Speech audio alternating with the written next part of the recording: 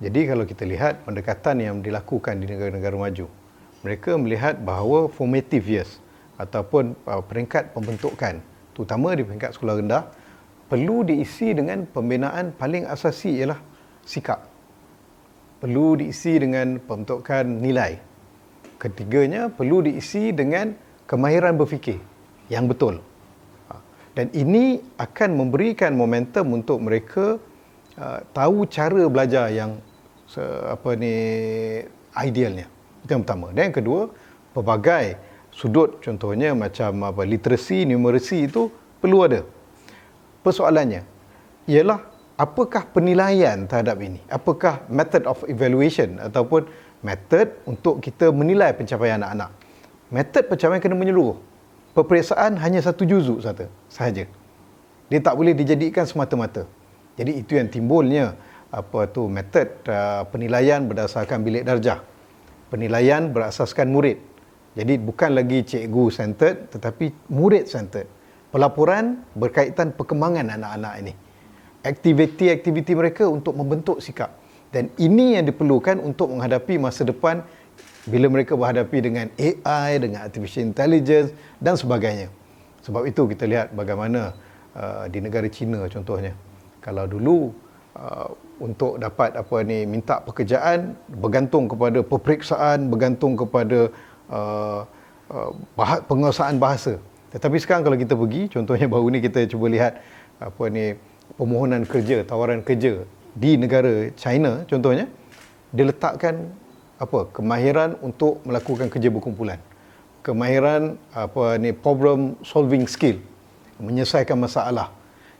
Jadi dia meletakkan skill sebagai tuntutan. Sebab tu Jack Ma sendiri ketika dalam interview beliau, bila dicerita orang tanya bagaimana bentuk pendidikan akan datang, kita akan ada teknologi, kita akan ada pelbagai gini semua, dia jawab simple lah. Mereka perlukan skill berfikir betul, skill menyelesaikan masalah, skill untuk bekerja dengan orang lain, skill kepimpinan, dan yang paling penting skill kemanusiaan. Dan ini juga metod yang kalau kita lihat digunakan di negara seperti Finland, di negara seperti Singapura. Singapura dia lagi berani. Kita hapuskan peperiksaan darjah 1 sampai darjah 3, dia sampai darjah 6. Finland sehingga umur 14 tahun. Tetapi bila tak ada peperiksaan, bukan maksud budak main-main, tetapi budak-budak menjalani bentuk pembelajaran dalam bentuk membina skill-skill yang diperlukan. Jadi walau bagaimanapun ada dua perkara kat sini. Pertama, cikgu perlu bimbingan. Sebab nanti bila tak ada periksa, nanti cikgu tak ada periksa, dia ingat dah tak payah mengajar kan. Itu tindakan yang salah lah. Dia perlu ada bimbingan bagaimana untuk memastikan skill itu dibina oleh anak-anak murid dan bagaimana penilaian terhadap pencapaian anak murid. Itu memang, sebab itu di zaman saya itu dia datang bersekali dengan latihan dalam pendidikan untuk guru-guru dan juga pendedahan-pendedahan lain, tapi kita tak sempat nak buat banyak lagi kan. Okey. Dan yang kedua, terlanjur disebutkan tentang data, big data. Perlunya sistem pendidikan kita ini berasaskan kepada big data dan juga deep analytics dan juga artificial intelligence. Ini yang telah kita usahakan pada tahun 2019 bila kita wujudkan Big Data Committee, yang mana kita cuba himpunkan data anak-anak kita ni sedari darjah 1 sehingga tingkatan 5. Dan data yang ada itu akan dibantu dengan deep analytics dan juga artificial intelligence untuk menilai bila dia masuk sekolah menengah ke mana kecenderungan dia. Bila dia masuk menengah atas, apa yang patut dia ambil. Ini hari kita kalau keputusan baik masuk sains, kurang baik masuk sastra. Tapi adakah itu yang sebetulnya? Kadang kita lihat dia ambil sains kerana ada keputusan baik, tapi sebenarnya dia minat pada benda lain. Rupanya dia minat dari segi ada fotografi kan. Dia boleh jadi fotografer yang hebat. Kita oleh kerana dia kurang dapat keputusan yang tidak elok waktu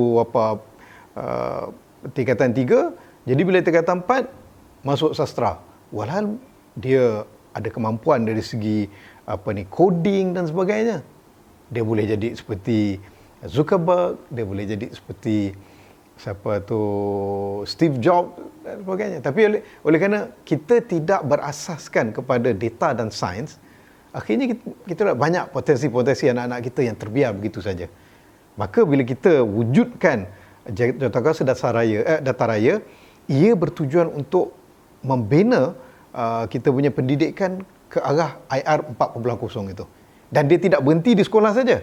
Di peringkat universiti juga kita letakkan JK Data Raya kita untuk menghasilkan, membina ekosistem yang lebih berintegriti, lebih berdaya saing dan berasaskan data untuk ahli akademik kita, dan untuk TVET pun kita selarikan data kita dengan pihak industri.